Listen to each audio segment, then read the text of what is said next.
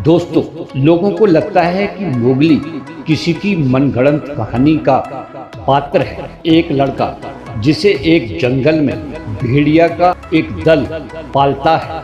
आपको जानकर हैरानी होगी कि भारत में असली मोगली की पहचान हुई थी सन 1868 में। शिकार पर निकले कुछ शिकारियों को जंगल में एक बेहद अजीब तस्वीर दिखाई दी।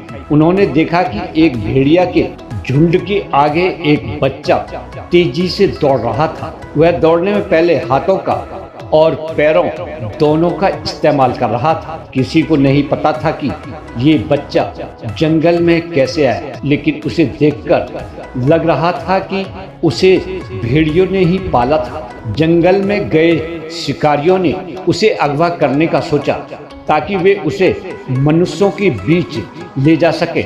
शिकारी ने उसका पीछा किया। वह जंगली बच्चा एक भेड़िए के साथ किसी गुफा में जाकर छिप गया। शिकारी ने भेड़ियों को मारकर बच्चे को अगवा कर लिया। एक मीडिया रिपोर्ट के अनुसार उस बच्चे को आगरा के एक अनाथ आश्रम में रखा गया। उसे शुद्ध किया गया और उसका दीना सनीचर रखा गया।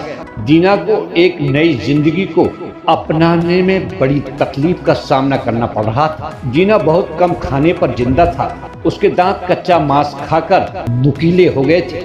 उसे कपड़े पहनने बिल्कुल पसंद नहीं थे। इंसानों के बीच बीती हुई जिंदगी में दीना कभी बोलना नहीं सीख पाया था। वह काफी कोशिश के बाद कुछ ही सब बोल पाता था।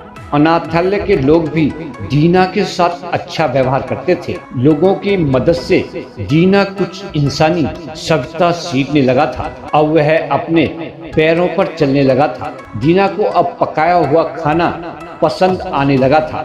उसने कपड़े पहनने भी सीख लिए थे, लेकिन उसके बावजूद उसका इंसानों से रिश्ता नहीं बन पा रहा था। दीना ने इंसानों की केवल एक ही आदत को अपनाया और वो थी धूम्रपान करना। दीना बहुत धूम्रपान करने लगा था और 34 की उम्र में टीबी से ग्रसित होने से उसकी मौत हो गई। दीना की कहानी एक लेखक को पसंद आई और फिर मोगली के पात्र ने बड़े पर्दे पर जन्म लिया। तो दोस्तों, ये थी मोगली की कहानी। शायद आपको पसंद आई होगी। आप हमारे चैनल को लाइक करें, शेयर करें और सब्सक्राइब करना ना भूलें। धन्यवाद।